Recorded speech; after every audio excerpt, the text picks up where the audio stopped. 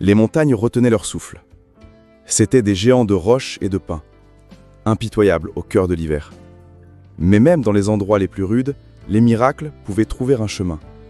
Ils pouvaient arriver enveloppés de fourrure, avec des yeux désespérés, demandant une bonté que la nature sauvage ne pouvait offrir.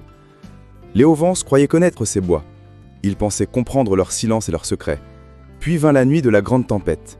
La neige tombait en un rideau épais et aveuglant. La nature sauvage amena quelque chose à sa porte.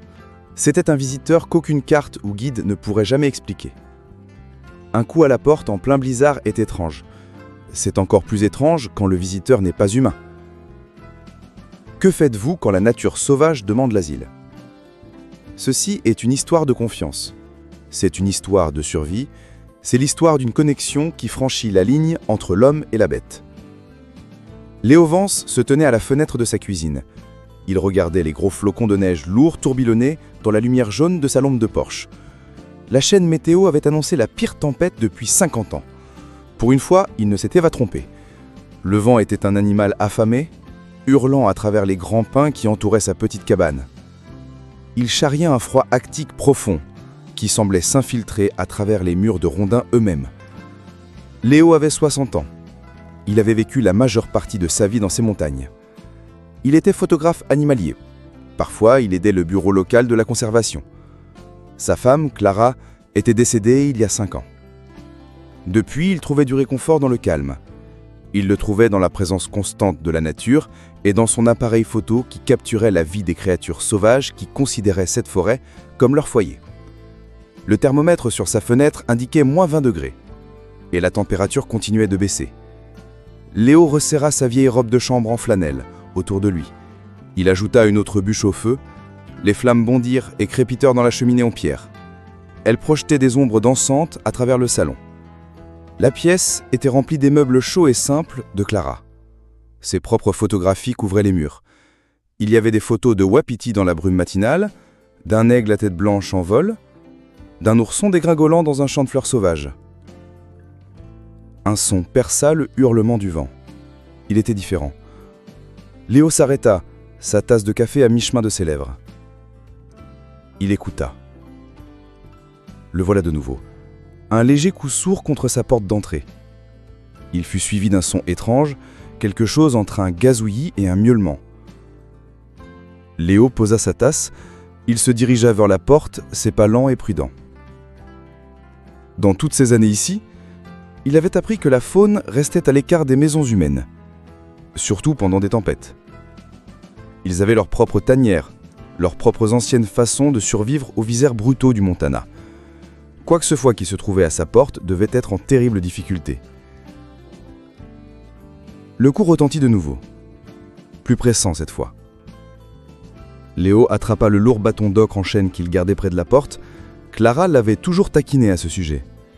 Il tourna le pêne dormant, il tira la poignée. Le vent s'acharna sur la porte, essayant de lui l'arracher des mains. Mais ce qu'il vit dans le cercle de lumière du porche lui fit oublier le froid. Un lynx-brou se tenait sur son paillasson. La neige s'accrochait à sa fourrure fauve et tachetée. Mais elle n'était pas seule. Et ce n'était pas n'importe quel lynx-brou. Elle était clairement enceinte, son ventre était gonflé et rond sous son épais manteau d'hiver. Blotti derrière elle, pressé contre ses pattes pour se réchauffer, se trouvaient 2 petits. Ils n'avaient pas plus de quelques mois. Leur propre fourrure tachetée était mouillée et entellée par la neige. Ils frissonnaient si fort que tout leur corps tremblait. Le souffle de Léo se coupa dans la gorge. Il avait photographié des centaines d'animaux. Il avait passé des milliers d'heures dans les bois. Il n'avait jamais vu rien de comme ça. Les lynx-brous étaient chill. C'étaient des fantômes de la forêt. Ils évitaient les humains à tout prix. Pourtant, voici une mère qui les regardait fixement. Ses yeux dorés étaient remplis d'une suppliance qui semblait presque humaine. Elle fit à nouveau ce son étrange de gazouillis, l'un de ces petits poussins à miaulement pitoyables. Chaque instinct lui donnait de fermer la porte. Chaque manuel de faune qu'il allait jamais lu le hurlait. Les animaux sauvages étaient dangereux. Ils étaient imprévisibles. Une mère avec ses petits était la plus dangereuse de toutes. Mais il ne pouvait pas bouger. Quelque chose dans ses yeux dorés le retenait. Le lynx-brou ne grogna pas. Elle ne hérissa pas son poil, ni ne montra ses dents.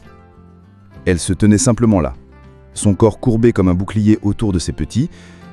Elle attendait. « Je dois en train de perdre mal esprit », mormonna Léo au vent.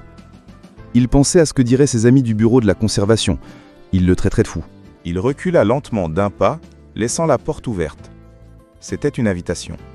« D'accord, dit-il, la voix douce. « Entrez alors. Mais c'est juste jusqu'à ce que la tempête passe. Compris ?» La mère lynx-roux n'évita qu'une seconde, puis elle entra silencieusement dans sa maison. Ses pattes laissèrent des empreintes mouillées sur le plancher de bois franc.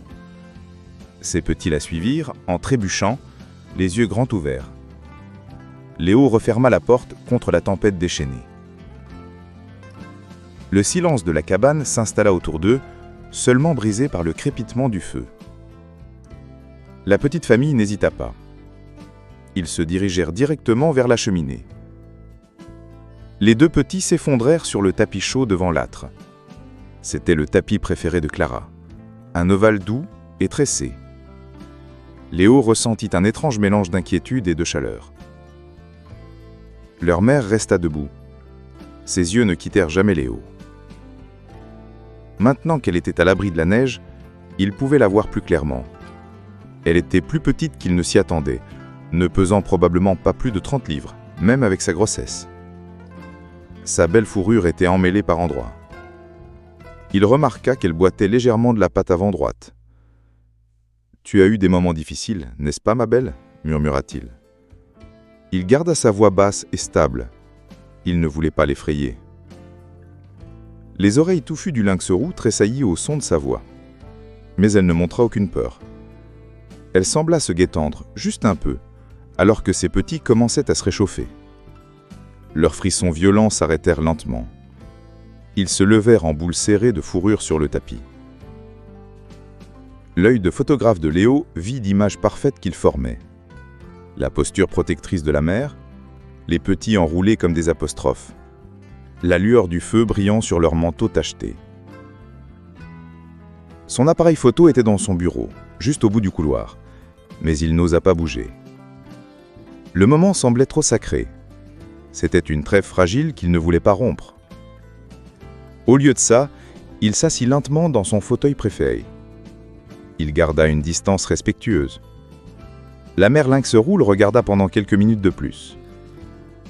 Finalement, elle sembla décider qu'il n'était pas une menace. Elle s'allongea à côté de ses petits, mais elle ne dormit pas. Elle resta alerte, ses oreilles tournées pour capter chaque son dans la maison silencieuse.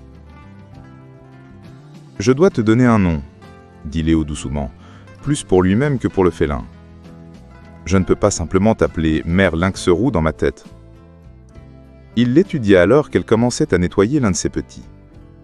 Sa langue était rêche, et ses mouvements étaient précis et doux, même si elle devait être épuisée. « Clara », décida-t-il. Une boule se forma dans sa gorge.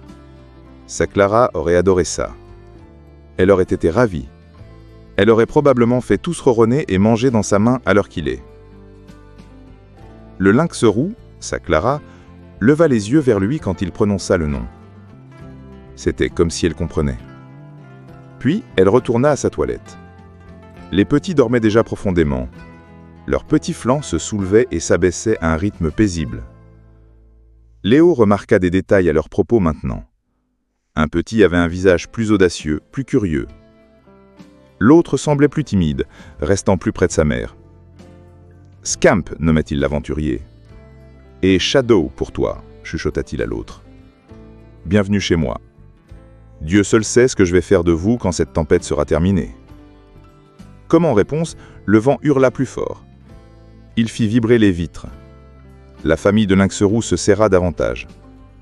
Léo soupira et s'enfonça plus profondément dans son fauteuil. Il avait le sentiment que la nuit allait être très longue. Le lendemain matin, le monde était silencieux et blanc. La tempête était passée, laissant derrière elle un paysage enseveli sous la neige.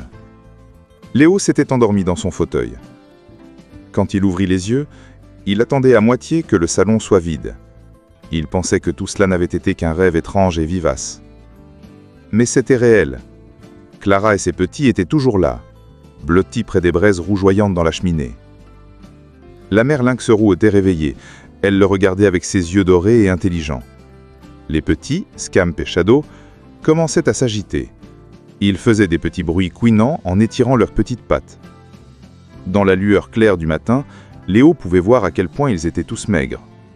Les côtes de Clara étaient visibles sous sa fourrure, malgré son ventre gonflé. « Vous avez d'avoir faim », dit-il. Il se leva lentement, prudemment, pour ne pas les effrayer. « Voyons voir ce que nous avons. » Dans son congélateur, en fouillant des sacs de légumes frogelés, il trouva un paquet de venaison d'un cerf qu'il avait abattu l'automne dernier. Il le dégela rapidement au micro-ondes. Il était conscient de 3 paires d'yeux qui observaient chacun de ses mouvements depuis le salon. Clara se tenait dans l'embrasure de la porte, avec Scamp et Shadow qui jetaient un coup d'œil derrière ses pattes. Il mit les bouts de mire en un bol bas et le posa sur le plan de la cuisine. Clara s'approcha avec prudence. Elle renifla la viande une soie, puis 2, puis elle commença à manger. Rapidement, mais avec une sorte de dignité étrange. Quand elle a eu mangé à sa faim, elle recula. Elle poussa Scamp et Shadow en avant dans son museau, leur permettant de finir ce qui restait. Au cours des jours suivants, une routine s'installa. La tempête avait déposé près d'1,50 m de neige. Les routes étaient impraticables. Renvoyer les lynx roux dans la nature était impossible. Léo garda ses distances, mais il leur fournit de l'eau fraîche et 2 mâles de venaison par jour. Il remarqua que la boiterie de Clara s'améliorait avec le repos. Les petits devinrent plus forts et plus joueurs. Il récupéra finalement son appareil photo dans son bureau. Il commença à documenter ses incroyables invités. Il passait des heures à observer, son appareil photo posé sur ses genoux. Scamp, le petit le plus audacieux, était l'explorateur. Il s'éloigna de la cheminée, reniflant les pieds des chaises et donnant des coups de patte aux moutons de poussière. Shadow était plus prudent, quittant rarement le côté de sa mère. Clara les surveillait tous les deux avec une patience infinie. Elle n'intervenait, avec un léger gazouillis, que s'il s'approchait trop de Léo ou si Scamp essayait d'aiguiser ses petites griffes sur les meubles. Le 4e jour, Léo était assis dans son fauteuil, lisant un livre. Il entendit un nouveau son venant de Clara. C'était un grognement bas et angoissé. Il leva les yeux. Elle faisait les 100 pas près de la cheminée. Ses mouvements étaient agités. Les petits étaient blottis l'un contre l'autre, observant leur mère avec des yeux inquiets. « C'est le moment, n'est-ce pas ?» dit Léo doucement. Il s'y attendait. Sa grossesse était très avancée quand elle était arrivée. Il alla à son placard à linge et revint avec une pile de vieilles couvertures douces. Il les disposa dans le coin le plus éloigné du salon, derrière son fauteuil, créant un espace sombre semblable à une tanière. Clara le regardait travailler. Quand il eut terminé, elle s'approcha et inspecta soigneusement le nid improvisé. À son soulagement, elle sembla approuver. Elle entra dans le tas de couvertures, tourna 3 fois en cercle et s'installa. Elle commença à halter doucement. Léo prit son téléphone. Ses doigts semblaient maladroits alors qu'il envoyait un SMS au docteur Anya Sharma. C'était une vétérinaire spécialisée dans la faune avec qui il avait déjà travaillé. « Situation unique ici », tapa-t-il. « Mère lynx roux est arrivée pendant la tempête, enceinte. Elle commence à mettre bas, dans mon salon. » La réponse d'Anya revint presque instantanément. « Léo, tu es sérieux ? Garde tes distances. N'interviens que si elle est en détresse évidente. Tiens-moi au courant. J'arriverai dès que les déneigeuses auront dégagé la route principale. » La mise à bas dura plusieurs heures. Léo veilla depuis son fauteuil. Il se sentait comme un père anxieux dans une salle d'attente. Il se contentait de regarder, prêt à appeler à l'aide si nécessaire. Mais Clara géra tout avec les instincts parfaits et anciens de son espèce. Alors que la tombée du nuit arrivait, 3 minuscules chatons aveugles avaient rejoint la famille. Ils étaient incroyablement petits, chacun tenant facilement dans la paume d'une main. Léo savait qu'il ne devait même pas penser à les toucher. Scamp et Shadow étaient fascinés par leurs nouveaux frères et sœurs. Ils essayèrent de s'approcher, leurs museaux frémissant, jusqu'à ce que Clara les repousse doucement mais fermement. Léo regarda, étonné, comment elle se positionnait. Elle pouvait allaiter les nouveau-nés tout en gardant un œil vigilant sur ses aînés et sur Léo lui-même. C'était une maîtresse de la survie. Alors que les jours se transformèrent en une semaine, puis 2, Léo se découvrit un attachement profond pour son insolite famille. Il observa et photographia chaque étape importante. la première fois que les chatons ouvrirent les yeux, révélant de minuscules éclats de bleu, leur premier pas chancelant, la façon dont Scamp et Shadow apprirent à être doux avec leurs frères et sœurs plus petits et fragiles. Anya arriva finalement à la cabane dès que les routes furent dégagées. Elle apporta du matériel médical et une attitude calme et professionnelle. « J'ai travaillé avec la faune toute ma vie, Léo, » dit-elle, la voix pleine d'émerveillement. Elle regarda Clara lui permettre calmement d'examiner les nouveaux chatons. « Je n'ai jamais rien vu de tel. Les lynx roux sont des fantômes.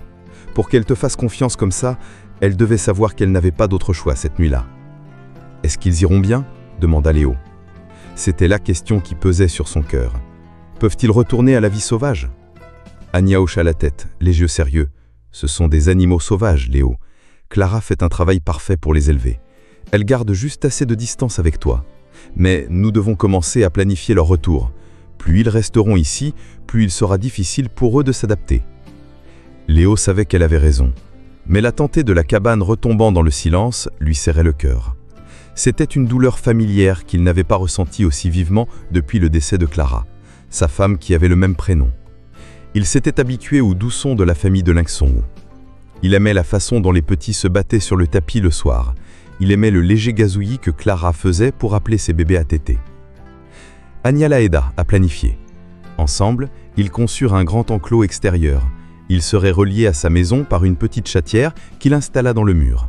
Cela permettrait aux lynx roux de commencer à passer du temps dehors, de sentir le soleil et l'odeur de la forêt, tout en ayant la sécurité de la cabane. Ils le construisirent ensemble pendant un week-end, un grand enclos en grillage avec des plateformes en bois, des troncs pour climber et un coin abrité qui imitait une tanière naturelle. La transition commença lentement. Au début, Clara ne sortait qu'un instant, laissant ses aînés surveiller les chatons. Puis, elle commença à emmener Scamp et Shadow avec elle pour de courtes leçons d'escalade et de track. Les chatons grandirent vite.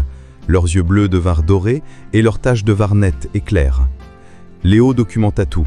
Il créait un journal photographique de leur vie. Il savait que les photos seraient précieuses pour les rechercheurs, mais pour lui, elles étaient plus que ça. C'étaient des mémoires qu'il garderait pour toujours. Il captura le moment où Scamp atteint prodieusement la plus haute plateforme de l'enclos, ressemblant à un roi. Il photographia Shadow, le petit timide, enseignant patiemment aux plus petits comment bondir sur une feuille qui voltigeait. Il prit d'innombrables photos de Clara, ses yeux dorés remplis d'une sagesse et d'un amour qui n'avait pas besoin de mots. Alors que le printemps commençait à faire fondre les dernières neiges, Anya aida Léo à choisir un site de libération. C'était une zone reculée au cœur de la forêt nationale, avec une bonne source d'eau et beaucoup de proies. Ils y emmèneraient la famille dès que les chatons seraient assez forts pour le voyage. Le jour arriva trop vite. Le matin était frais et lumineux. Le monde sentait la terre humide et la vie nouvelle. Clara semblait le savoir. Elle regardait attentivement Léo et Anya préparer les cages de transport spécial. À leur grande surprise, elle leur facilita la tâche. Quand Anya plaça un morceau de viande dans la plus grande cage, Clara y entra calmement. Elle montra l'exemple. Ses petits suivirent son exemple. Les chatons eurent besoin d'un peu d'encouragement doux. Mais bientôt, toute la famille fut prête pour le voyage. Le trajet dura plus d'1 heure, cahotant sur une route de service forestière accidentée. Léo était assis à l'arrière du camion d'Anya avec les cages. Il parlait doucement à ses amis. Il leur parla de sa femme, Clara, et à quel point elle les aurait aimés. Il leur dit qu'il espérait qu'ils auraient une longue et heureuse vie dans la nature. Il n'était pas sûr qu'il comprenait ces mots, mais Clara le regardait d'un regard fixe et sans ciller qui semblait être de la compréhension. Le site de libération était parfait. C'était un affleurement rocheux qui surplombait une large prairie verte. Une forêt dense offrait un abri de tous les côtés. Anya l'aida à poser les cages, leurs portes toutes tournées vers la forêt. « Prêt ?» demanda-t-elle. Léo hocha la tête, la gorge serrée. À son signal, ils ouvrirent toutes les portes des cages en même temps. Ils reculèrent pour donner de l'espace aux animaux. Clara fut la première à sortir. Elle se déplaçait avec une grâce liquide, une vraie créature sauvage. Elle commença immédiatement à inspecter la zone, son museau frémissant, ses oreilles tournées, ses instincts prenant complètement le dessus. Les petits sortirent en dégringolant après elle. Scamp, fidèle à lui-même, commença immédiatement à explorer un rocher voisin. Shadow aida à pousser les plus petits chatons. Ils se rassemblèrent tous autour de leur mère, leur petit corps alerte, absorbant les vues et les odeurs de leur nouvelle et véritable maison. Pendant un long moment, la famille de lynx roux se tint ensemble à la lisière des arbres. Puis, Clara fit quelque chose que Léo n'oublierait jamais. Elle se retourna. Elle le regarda droit dans les yeux. Dans ses yeux, il vit un regard qui était plus qu'un simple instinct animal. C'était un regard de reconnaissance, de connexion, de quelque chose forgé dans une tempête et scellé par la confiance. Elle gazouilla une fois. C'était le même son qu'elle avait fait à sa porte cette terrible nuit. Puis elle se retourna et d'un coup de tête mena sa famille dans les bois profonds. Léo regarda jusqu'à ce que le dernier aperçu d'un pelage tacheté disparaisse dans le sous-bois vert. Sa poitrine était serrée, mais un sourire effleura ses lèvres à travers ses larmes. Anya posa une main douce sur son épaule. « Ils iront bien, Léo, » dit-elle doucement. « Tu as fait quelque chose d'extraordinaire. Peu de gens auraient ouvert leurs portes cette nuit-là. »« Ils m'ont sauvé autant que je les ai sauvés, » répondit Léo tranquillement. « J'avais oublié ce qu'était que de se sentir utile, de faire partie d'une famille. » De retour à la cabane, le silence était assourdissant. Mais il était différent maintenant. Ce n'était pas le silence creux et vide qui avait suivi la mort de sa femme. Ce silence était rempli de mémoire. Il était rempli des échos de petites pattes sur le sol et de doux gazouillements près du feu. C'était un silence de vie, de confiance et d'amour. Léo passa les mois suivants à travailler avec Anya, organisant ses photographies et ses notes en un article pour une revue de faune. Leur histoire, l'histoire de Clara et de sa famille, pourrait aider d'autres animaux dans l'avenir. L'été peignit les montagnes de vert vif et de fleurs sauvages audacieuses. Léo continuait son travail, mais ses yeux cherchaient toujours. Les soirs tranquilles, assis sur son porche, il pensait parfois voir un éclair de fourrure tachetée à la lisière des bois. Parfois, il pensait entendre un appel familier de gazouillement dans le vent. Il ne sut jamais si c'était réel ou juste un mémoire. Ce qu'il savait, c'est que sa vie avait changé pour toujours. Les murs de sa cabane racontaient maintenant une nouvelle histoire. À côté de l'aigle et de l'élac, il y avait maintenant des photos de Clara, Scamp, Shadow et des 3 petits chatons. C'étaient des photos d'une famille qui avait trouvé refuge dans l'endroit le plus improbable. Il gardait la petite chatière qu'il avait installée. Il ne s'attendait pas à un autre visiteur, mais les nuits les plus froides, quand le vent hurlait à travers les pins, il s'assurait de la laisser déverrouiller, juste au cas où. Il avait appris que les plus beaux cadeaux ne viennent pas dans des boîtes fantaises. Ils viennent dans des moments inattendus, enveloppés de fourrure et de confiance, avec le courage tranquille de demander de l'aide. L'histoire de Léo et des lynx roux devint une petite légende dans les montagnes. C'était un rappel que la gentillesse n'est pas réservée aux humains. C'était une histoire sur la façon dont les connexions les plus importantes peuvent naître quand on est assez courageux d'ouvrir sa porte, surtout à un étranger dans une tempête. Léo n'en m'a dit jamais Clara et sa famille de près, mais d'une certaine manière, elles ne sont jamais parties. Elles vivaient dans ses photographies. Elles vivaient dans son cœur. Elles étaient la famille qui s'était présentée à sa porte par une nuit d'hiver, ne demandant rien d'autre qu'une chance et lui rendant sa vie en retour.